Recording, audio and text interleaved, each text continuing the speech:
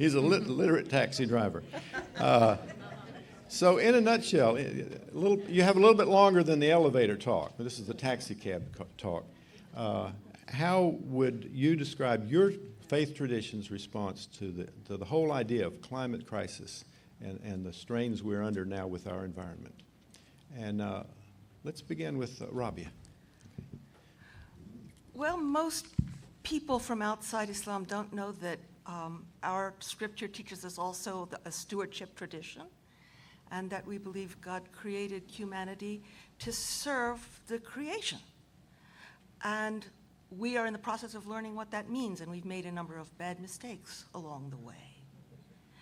But that the creation of God mirrors the attributes of God, and it's our job to recognize them wherever they show, flash their light at us. Unfortunately, we're mostly closed to the divine presence in the creation, or the reflection of the divine presence in the creation. And so God has set various tests for us to wake us up.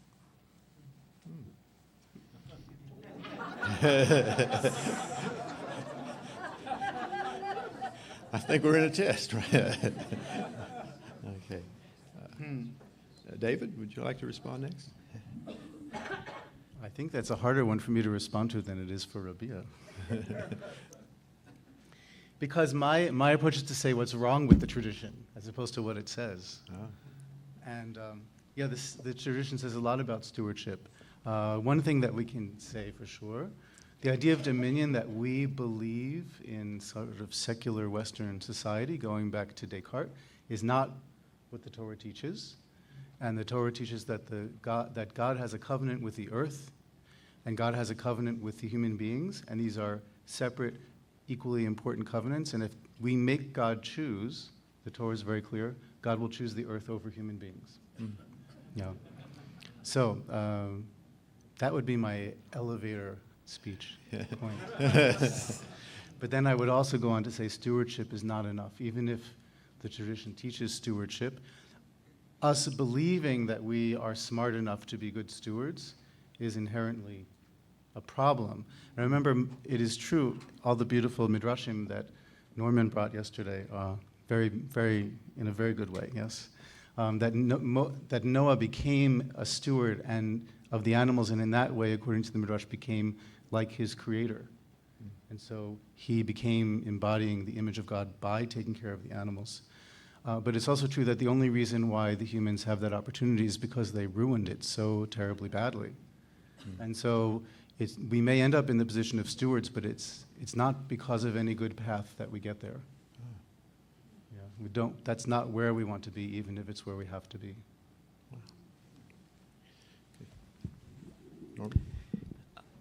I already suggested last night that Christianity's got a troubled relation to this question, because so many Christians still would say that we have nothing to say about care of creation, which is really problematic. But what happened, starting really in the 60s and 70s, is Christians began to say, well, we need to have a response to this, and we need to have a way to think.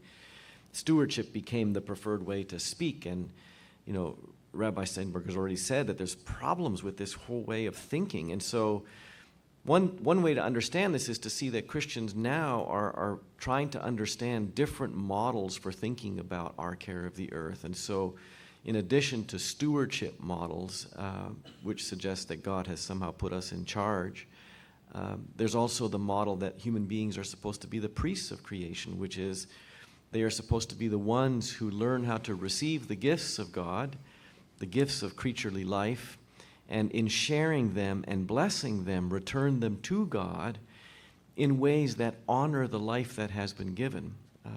This is especially a way of thinking that comes out of Orthodox traditions. Mm-hmm. And then another way that some are starting to think about care of creation is in terms of servanthood and reconciliation. That the imagery of reconciliation that we have in certain key New Testament passages is really going to be important moving forward, because right now we see that there is too much conflict and strife and abuse, and that the language of reconciliation may be a way to move us forward, but even that kind of language of reconciliation can be a little bit tricky to negotiate. But it is encouraging to see that Christians are in many sectors waking up to the concerns and realizing that some of the models that we have used in the past are not doing the job, because when you think that there are people who are Christian who are claiming stewardship as the umbrella by which they do their work, and discover that these very same groups really support free market economy, you know that stewardship is deeply troubled. Which brings me to my next question.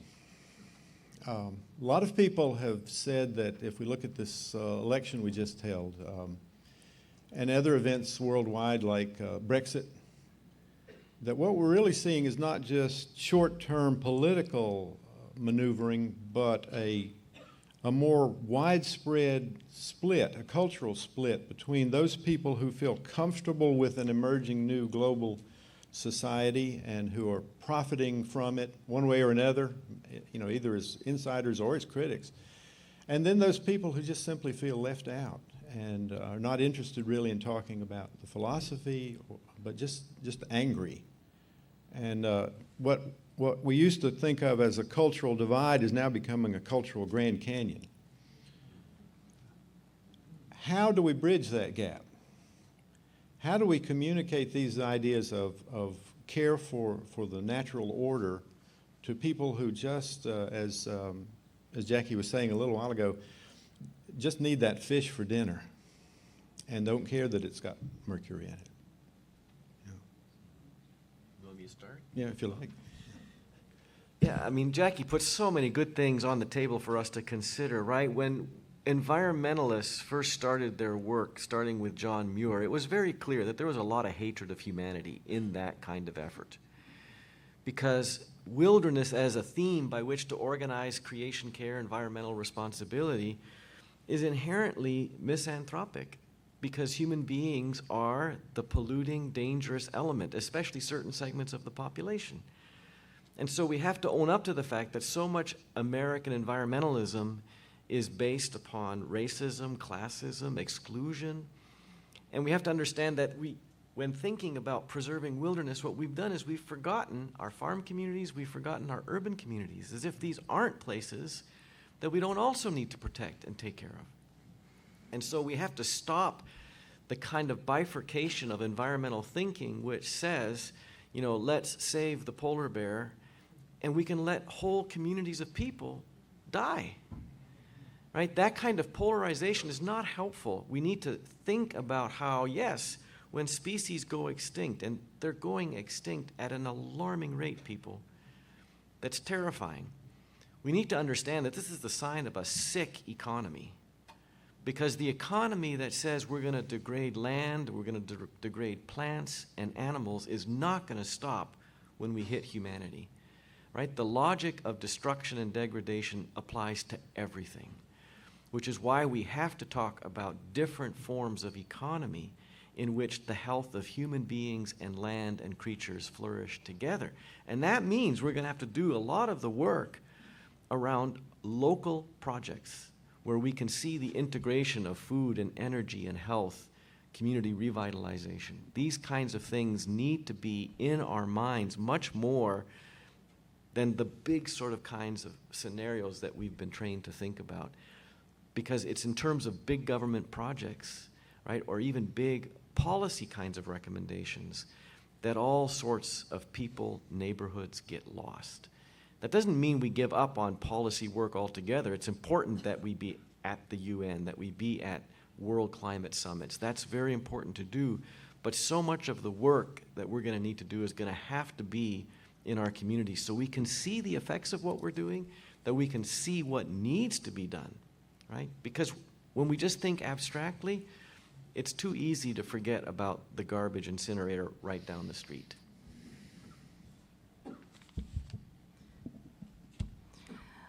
Yeah.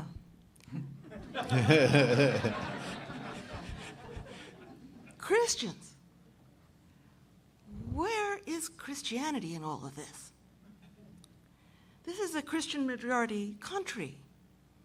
And we might recognize that there's a sort of struggle going on over identity. Is this a country that is a Christian country? Or is this a country where a great human experiment is happening? I think that's really part of what's going on right now. But there's a lot of people out there, and they've just come into a lot of power, who really have a lot invested in the belief that this is a Christian country. Right? Mm-hmm. Mm-hmm. What does Jesus teach? Do the people who are calling themselves Christians pay attention to what Jesus teaches? Might you help them with that?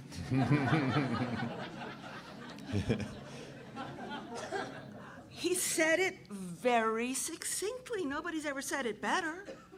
You cannot serve both God and money. You cannot serve both God and money. You cannot serve both God and money. Right. That's enough. Can I just say, I think you're absolutely right.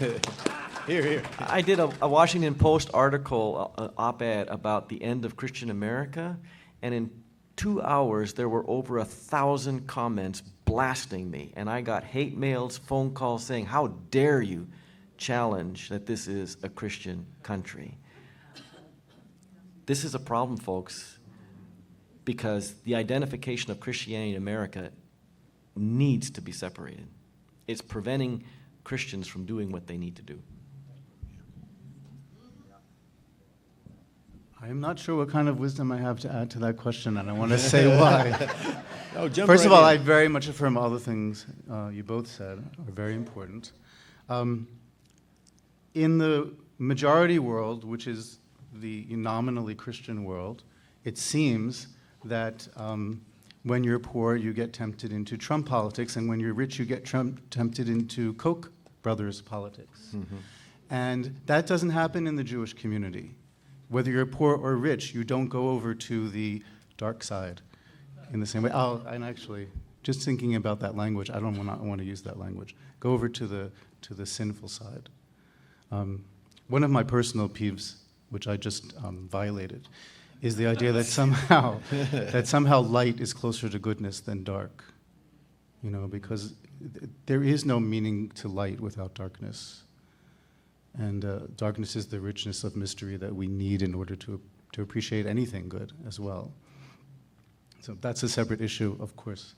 But how do you reach the Christian or the nominally Christian world, or the people who claim Christianity, which seems to be the big problem that we're facing in this country?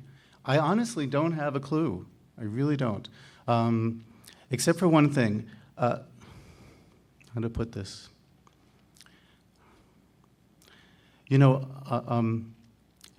the idea that Jesus is God is an impossibility for me as a Jew. It's an impossible thought.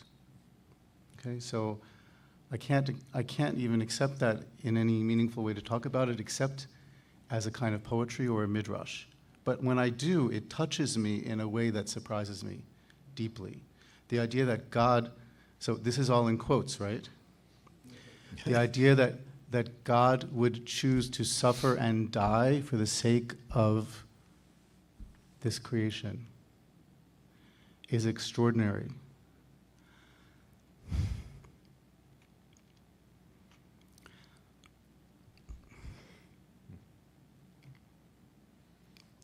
The idea that God would do that and fail is a horrifying thought. And I think that's what we're looking at. So even though I don't believe this, it moves me to tears in the deepest way, that could be what's happening. Does that reach Christians? I don't know. I don't know how to reach. That's good.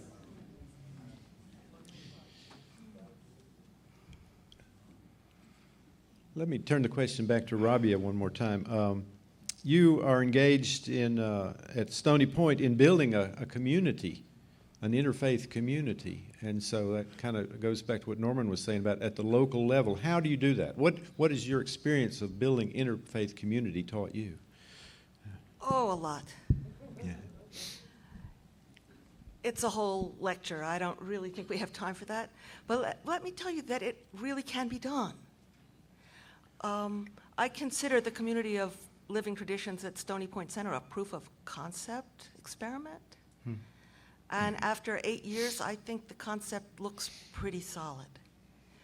You can bring people together from different traditions in support of a common service to humanity and the planet.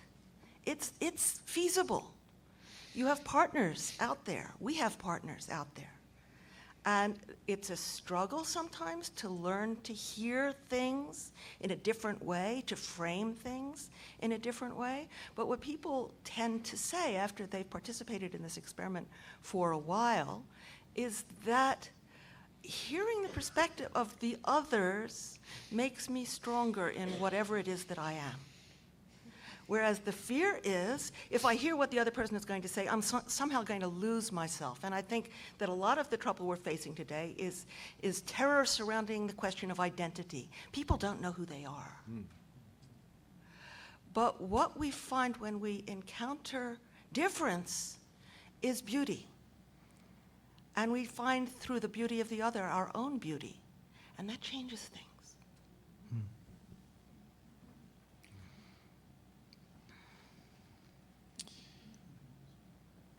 A third question. At this moment, kind of taking your own spiritual temperature, looking at the situation you've just described, do you feel more positive or more negative? Which situation just described? The whole, the The Gestalt. whole. The world situation? Yeah. Who are you asking? Anybody? Anybody, All of us? yeah. You guys started last. Please, sir.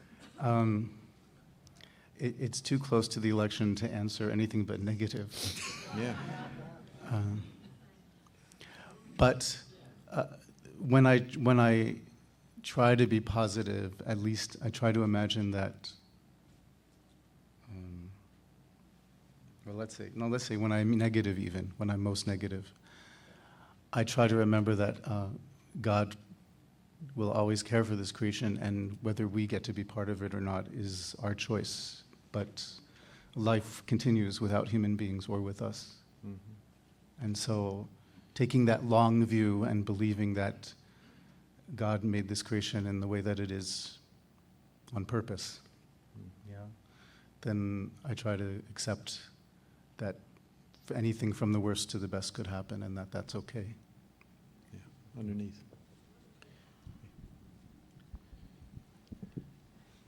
Yeah, I have trouble with the sort of optimism, despair, hope or not scenario because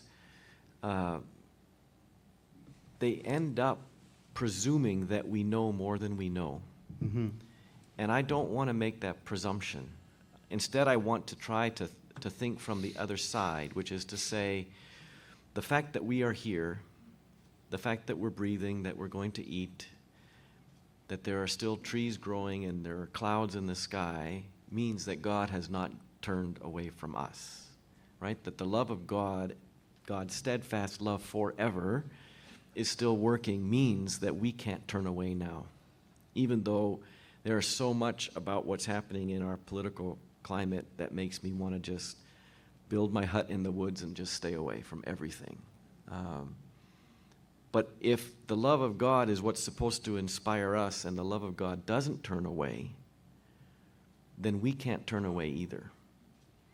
And so the love is what's going to keep us doing the work, and the love, I hope, will be the power that also cautions us about presuming to know the outcome down the road, because we don't know the outcome. And so it's the love that inspires the work, and it's the love that keeps us going even when we don't feel that there's hope. That's my sense. Yeah. We don't know.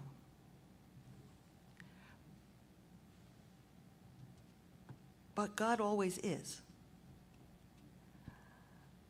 And it seems to me that one of the problems with human beings in general, one of our weaknesses, is that we always look for God in the past. God has to appear to us today the way God appeared to us yesterday. Well, God is changing all the time. And so when there's a massive transformation in the human world, we sometimes feel as if we've lost the thread, and that frightens us. But God never leaves. God is always here. So that's the work.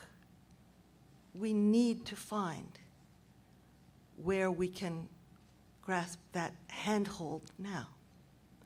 And it may take a while for us to find it because we have a certain kind of inertia in us. We're constructed with a kind of time lag in us. That's why we're sort of attached to the past. But God is faithful. And so will be waiting for us when we get back around to discovering our connection. Go ahead. I want to just add, I think negative and positive or pessimistic and optimistic are just maybe not helpful categories. That is, there are times when we need to grieve and there are times when we need to celebrate, and we need access to both of those, and we need to be able to freely move between them. And so trying to define my picture of the future, probably not useful.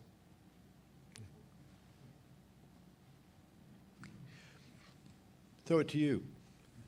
Anyone with a question there? Yeah. Now we have a microphone. Somebody? I have a pretty loud voice. I think so. Go ahead. Something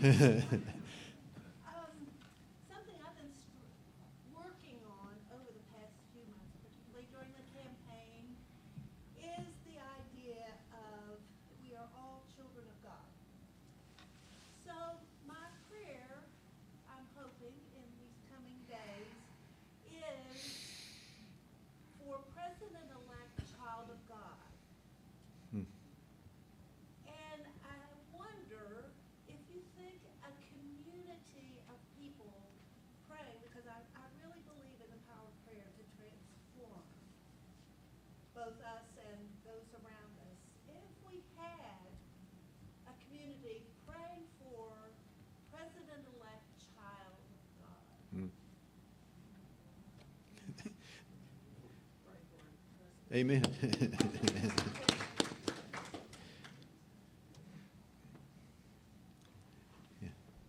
It's beautiful what you said, and touching.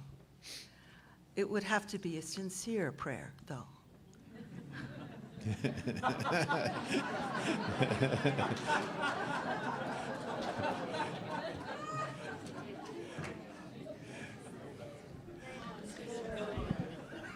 And one of the reasons why making it a sincere prayer is so scary is that if you do pray for the people who you maybe consider your foes or your enemies or your pains in the various bodily parts, is you'll be changed by it. And sometimes we pray and we want to pray so as not to be changed but to change others. But if you're praying for your enemies, you run the risk of changing yourself and the way you now relate to the person who is your supposed enemy. And part of the transformation of the supposed enemy is seeing the transformation in you. When Solomon becomes king, he has a dream and he prays to God for an understanding, a listening heart, a lev shomea. So when I wrote a prayer for this election, that a bunch of people in my community were using, I wrote in the prayer that God should give a lev shomea to whomever is elected. It would help for the person in the position to be praying for a lev shomea. And what we know about the person who's our president-elect is that he creates the appearance that he wouldn't be someone who prays. But that's maybe totally wrong, because who knows what's going on inside a person. So in a way, I want to pray that he prays. And I also want to pray for myself and for all of us that we also have a lev shomea, a listening heart, so that we can, exactly as you both are saying, listen to what needs to change inside of us as well. I see another hand. Wait.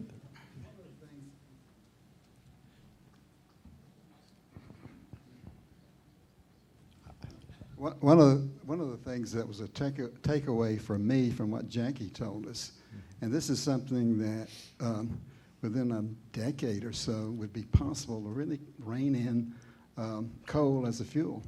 And that was what happened to Bank America.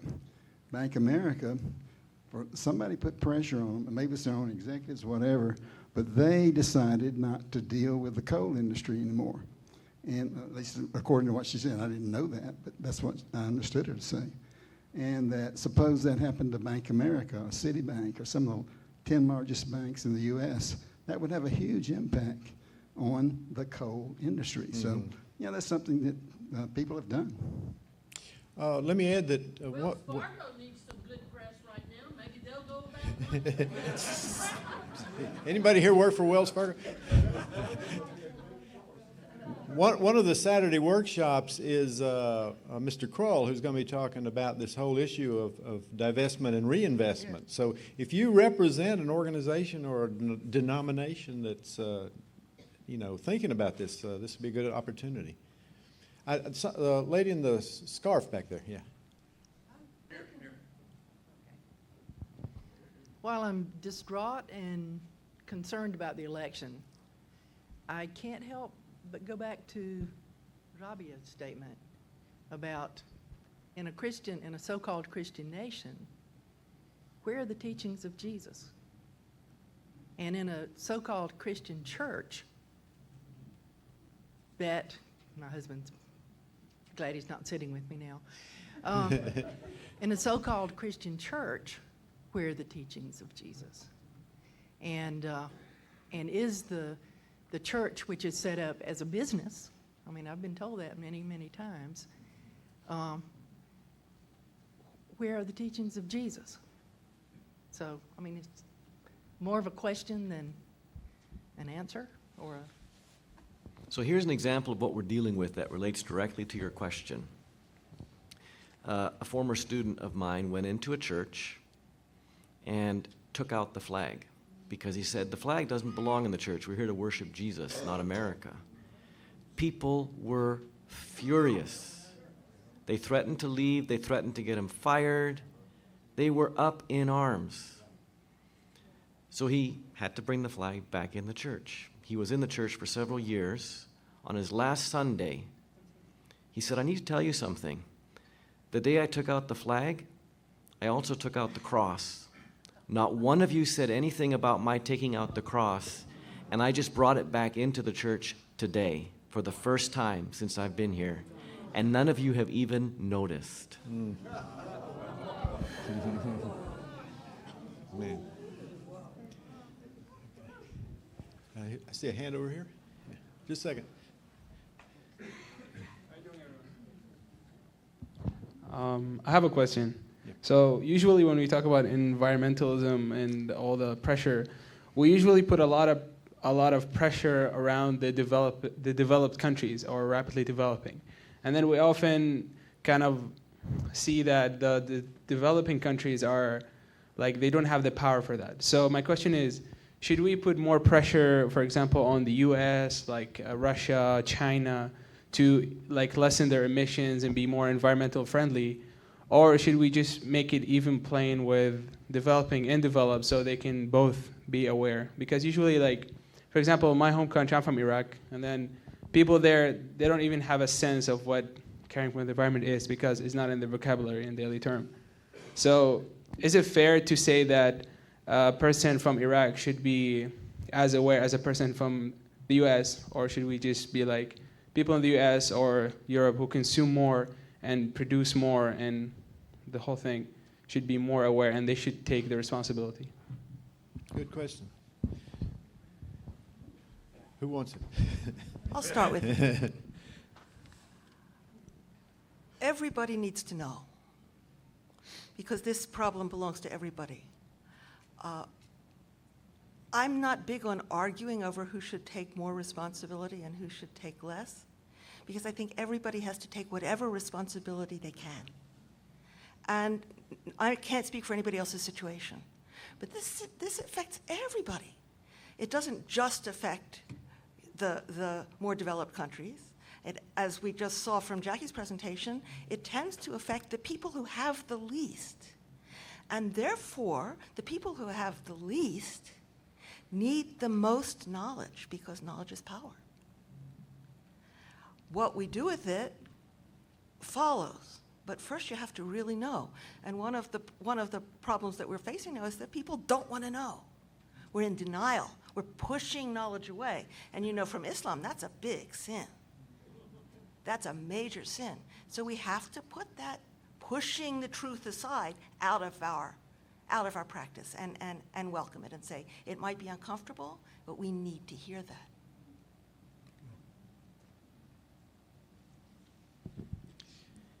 It's a great question. It's a big question. And I think the way I would go at this is to say that the folks who are doing the damage, they have major responsibility. And because the people doing the damage, the institutions, government, business institutions, they're not going to change because they're benefiting, right? In major ways, right? Fossil fuel companies are making more money than God.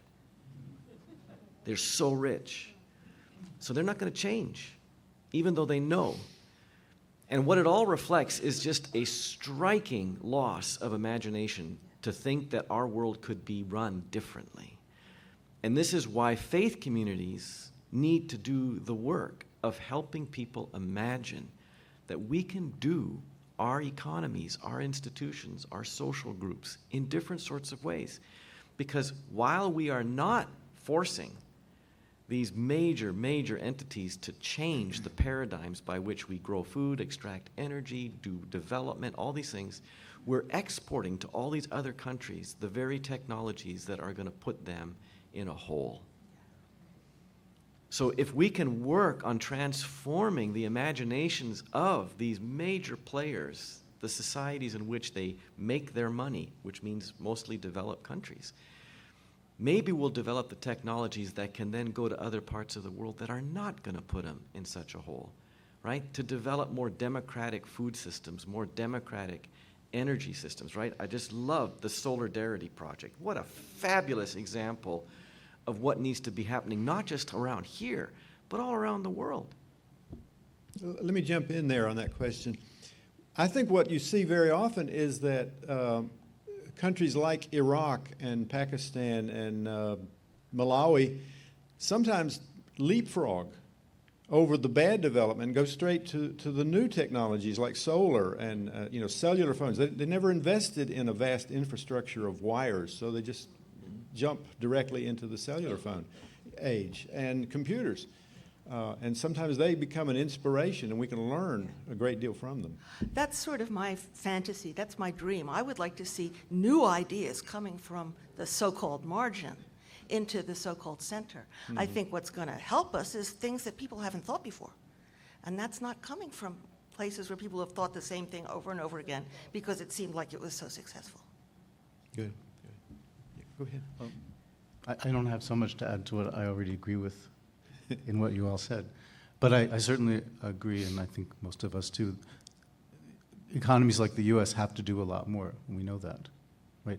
One fundamental question, which Norman already raised, is how do our religious communities provide their own kinds of incubators for alternative economies? Because essentially, each religious community is an economy not based on use value between people, right? But based on treating people as ends instead of means. And so one question I have is, can these little alternative economies within each religious community hook up to create a larger economy that becomes a significant alternative to the official social system that needs to ultimately wither away? And I don't know if it can, but I think it's a possibility. Okay. We're drawing close to the luncheon hour, but one more question. I see a hand over here. Yeah. I think as people of faith that our job is to make the moral standards.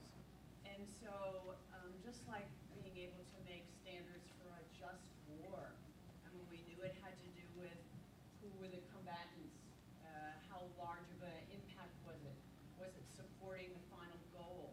If we can, as people of faith, define developing our country and developing our economy with criteria that no people are harmed, no animals are harmed, that the economic value comes back to the people in need as well as the big companies. If we can make it clear what our moral standards are for developing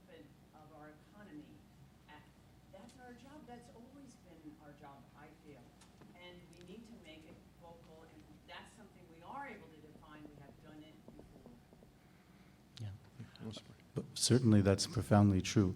It's also true that there's no such thing as an economy where no animals are harmed and no people are harmed. So here's where you need to go a little bit Talmudic, if I may. That is defining precisely what amount of harm and what kind of harm is allowable for what kind of good, instead of just saying we don't want to harm. Yeah. Mm-hmm. We have these measures already. So just as one example, you can look up the Earth Charter, which is done as a kind of equivalent to the, UN Charter on Human Rights. The issue is going to be, I think, much more importantly, how do we hold anybody accountable to the measures? Because right now, the mechanisms are not in place for anyone, any institution, to have to abide by something like the Earth Charter. Okay, and the sad reality is that you only get big power interests to listen by opposing them. It has to be very visible, it has to be sustained and ongoing, because it'll be too easy to do what's been done throughout the history of the world, which is to let money rule. I believe we had another question over here. Let's move it on. I don't know whether I have a question or whether I have nothing but questions. But I'm sure of this, that this week God raised up and gave us one hell of a smack. And that part of the problem is that our culture has tended to make and wanted to make everything secular and turn whatever it is into something that we can put numbers to, that we can count.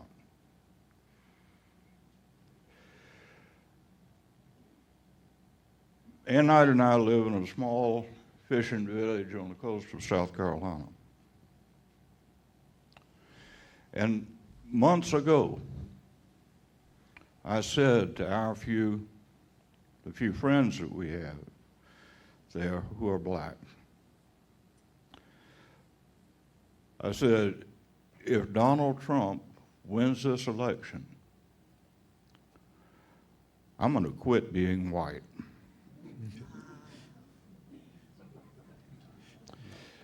And in the early mornings of this week, of Wednesday, we were sitting at our table in our house watching the election being called. And I said, now, I've got to turn to you and learn the lessons of being black. And I mean it.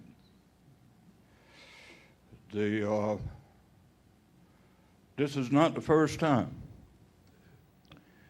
that we have turned to our black brothers and sisters and asked them to save us from the worst of our white selves. It's not the first time that's happened. Today I'm wearing a cap, which I'm very proud of. It's the Tuskegee Airmen. And I have known some white boys who were very grateful to those Tuskegee Airmen, all of whom were black, for flying escorts and saving their lives.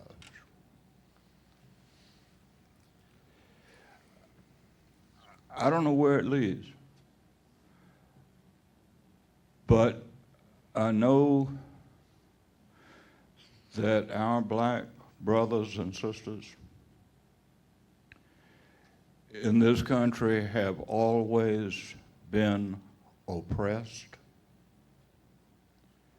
and still are. And I know that for as long as I've been alive, it's been those people who have provided the leadership that was resonant and that I felt I could trust. And I also know that they, the ones I know, the ones I trust, are grounded in faith, and as we're learning in Charleston again this week, they're grounded in forgiveness. And they've got a depth of understanding of both of those terms, which I wish to share. I mean it when I say that I am looking to my black brothers and sisters for lessons on how to be black.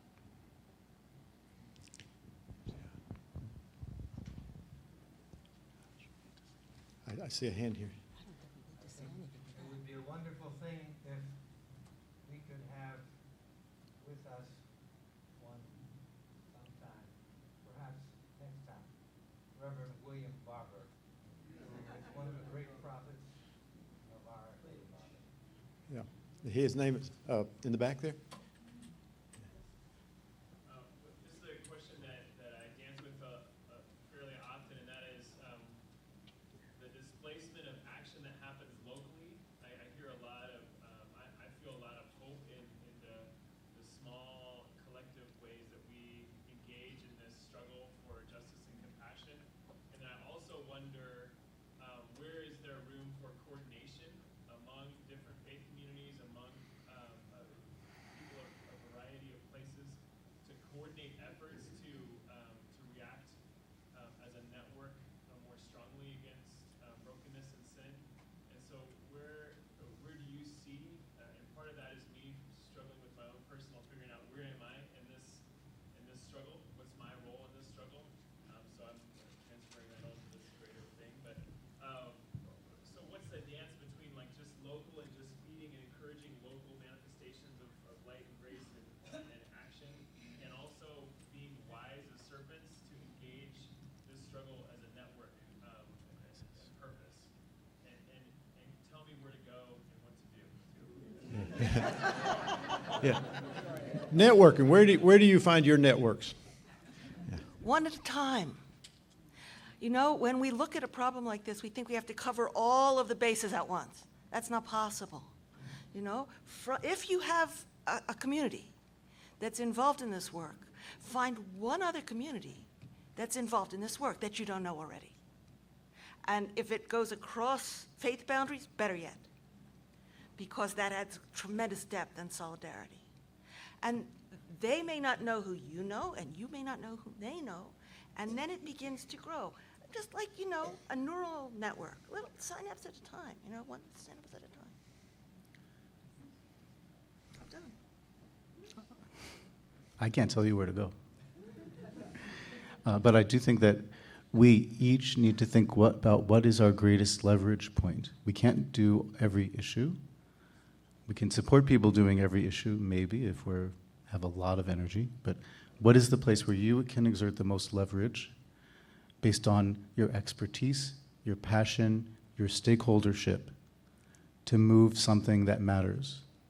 And for each person, that's a completely different question, which is as it should be, because each of us has a unique contribution to the world and to all life and to humanity.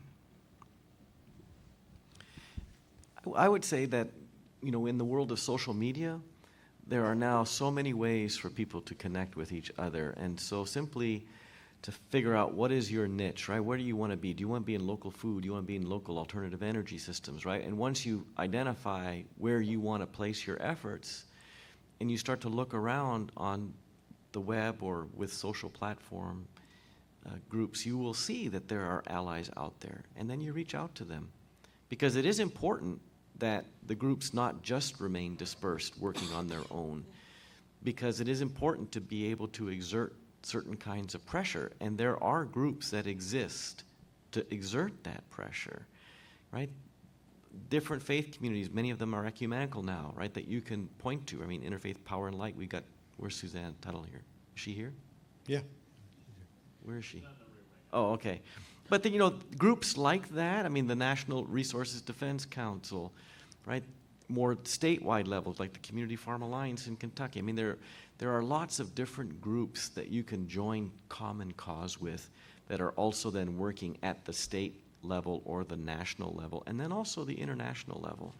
Because it is important to have representation here, but you have to also figure out how much energy can you deflect from doing the work where you're actually able to be versus spending all your time in the abstraction of what group, who knows, right?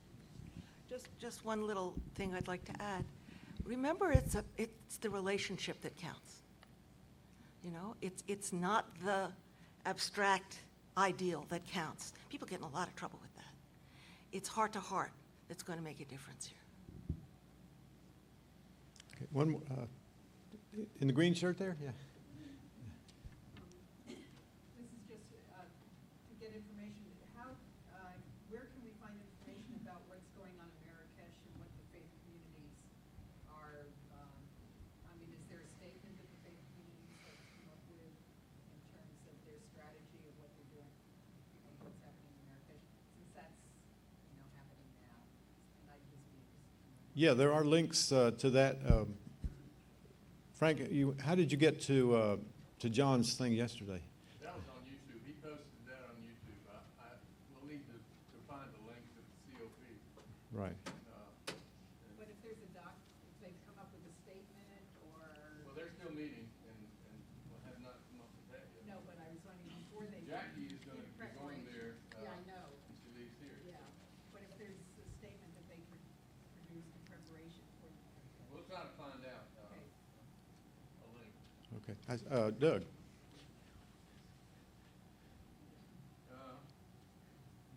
Turn on the mic again. Regarding the previous question, I live in a retirement home in Asheville, United Methodist Hotel, where membership is restricted to Methodists.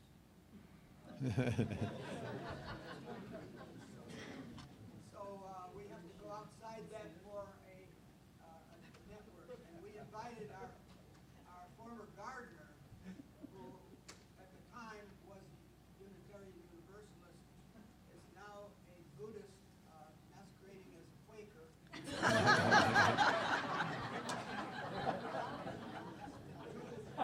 Lead us in some sessions on global warming and creation care. So we had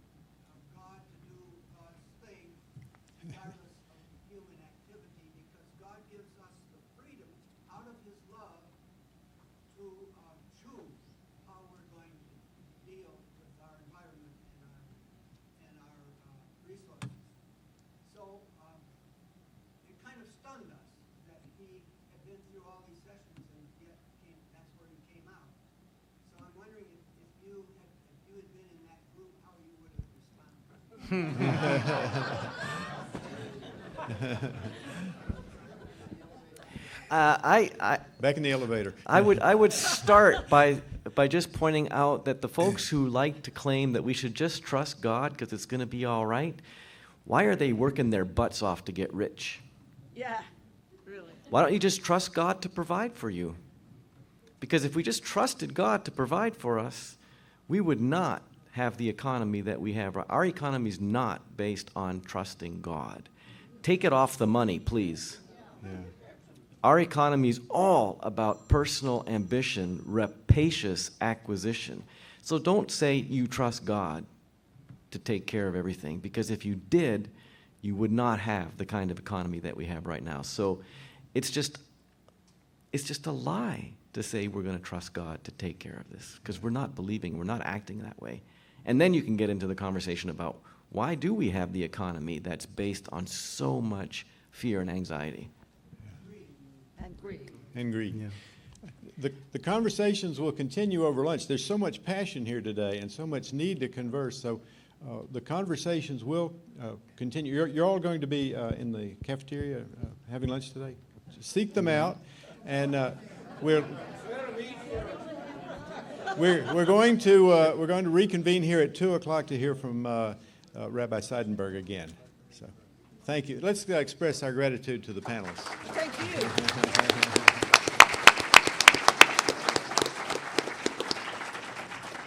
Okay, thank you.